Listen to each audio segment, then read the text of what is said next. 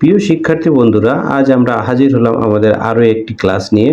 আজ আমরা আলোচনা করব ইউনিট 2 এর আওয়ার স্কুল গার্ডেন। এখানে দেখো 4.3, এই 4.3 তে যে বিষয়টা আছে, চলো আমরা এটা নিয়ে আজ আলোচনা করব।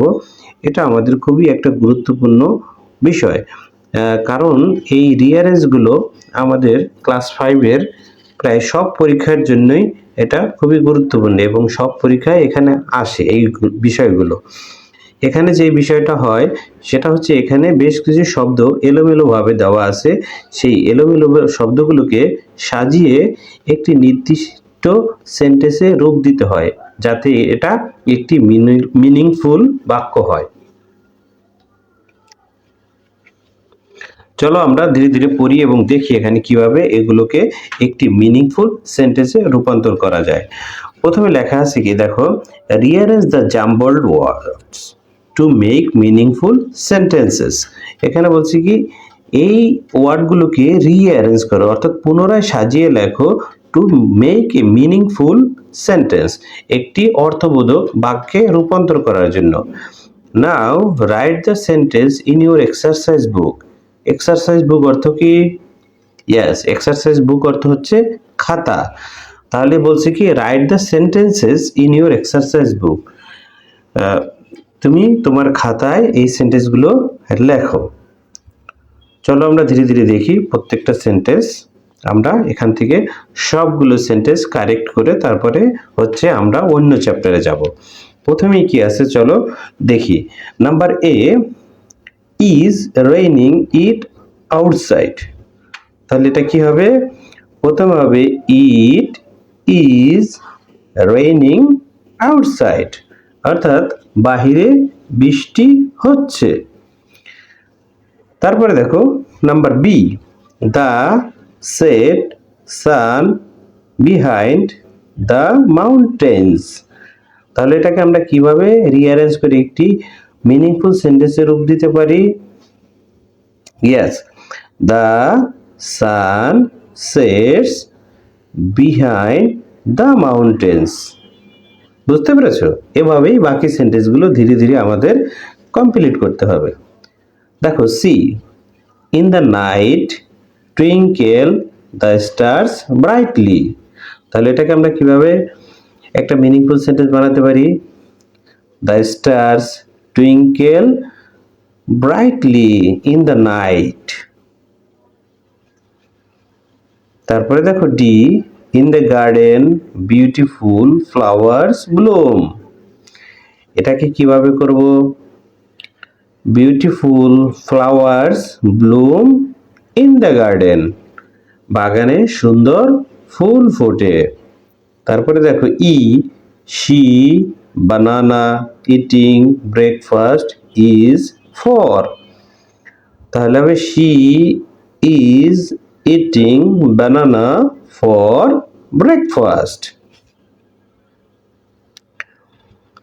তারপর দেখো এফ নম্বরে আছে কি, Setu and class late for the were Fatema.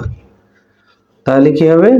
সেতু and Fatema were late for the class. Setu এবং ফাতেমা ক্লাসে আসতে দেরি করেছিল।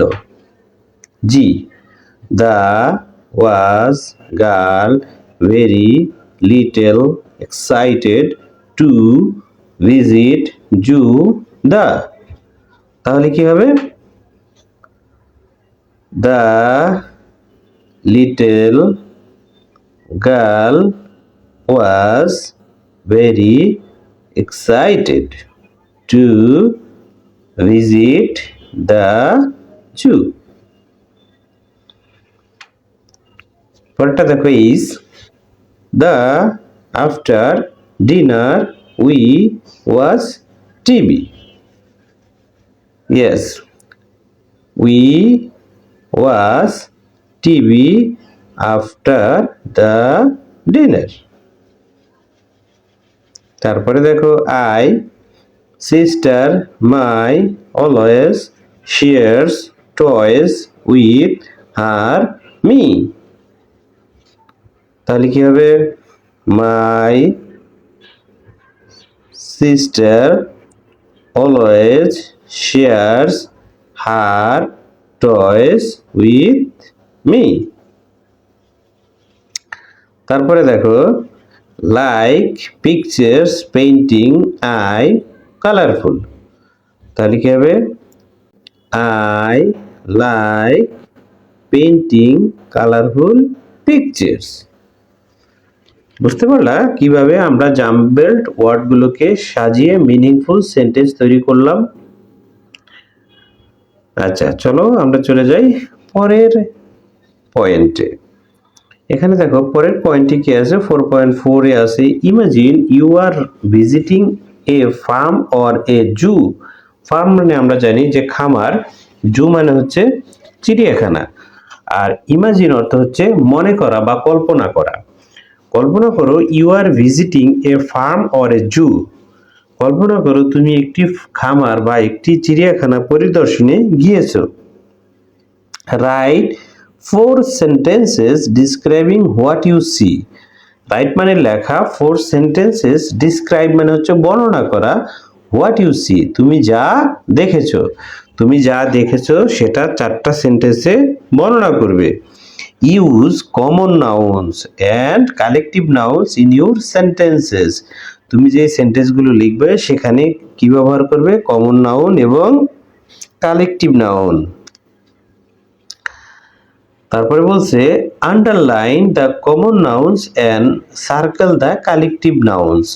অর্থাৎ কমন নাউনগুলোকে আন্ডারলাইন করতে হবে এবং কালেকটিভ নাউনগুলোকে সার্কেল করতে হবে, সেটাই বলছে। এখানে এক্সাম্পল আকারে দেওয়া আছে, a herd of cows is grazing in the green field. একদল গরু সবুজ মাঠে ঘাস খাচ্ছিল। ঠিক আছে, তুমি এখানে এভাবে এখানে দেখো 4টা অপশন দেওয়া আছে, 4টা অপশনের জন্য তুমি 4টা সেন্টেন্স লিখবে, যেখানে থাকবে কি কমন নাউন এবং কালেকটিভ নাউন। কমন নাউনটার নিচে আন্ডারলাইন করে দিবে এবং কালেকটিভ নাউনটাকে কি করতে হবে? সার্কেল করে দিতে হবে, তাহলেই তোমার ইউনিট 2 শেষ। এখানে দেখো পেজ নাম্বার 11 দেখা যাচ্ছে। এখানে 11 নম্বর পেজে হচ্ছে গিয়া ইউনিট 2 এর শেষ পেজ। তাহলে আশা করি বন্ধুরা তোমরা বিষয়টি বুঝতে পেরেছো। যদি কারো বুঝতে কোনো রকমের সমস্যা হয় তাহলে কমেন্ট বক্সে অবশ্যই কমেন্ট করবা, আমরা অবশ্যই উত্তর দেওয়ার চেষ্টা করব। ভালো থাকবা। আজ এ পর্যন্তই। আল্লাহ হাফেজ।